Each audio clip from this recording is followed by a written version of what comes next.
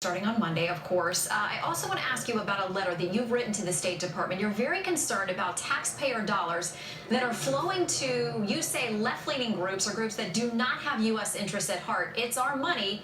Are you going to get some answers? What are you looking for? Because I see the words here, George Soros. That raises a lot of red flags for people. Look, when we've got George Soros-supported organizations like the Open Society Foundation's network receiving money from the U.S. Agency for International Development. And when we see that these networks are involved in funding a far left socialist agenda in Europe, including within some of our ally countries, we have grave concerns. We want those questions answered. We want to know why it is that U.S. taxpayer dollars are being hijacked and shipped overseas to fund causes that are antithetical to what so many Americans hold dear.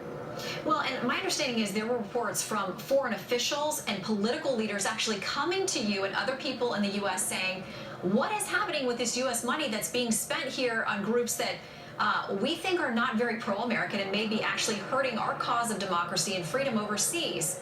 What kind of complaints did you get?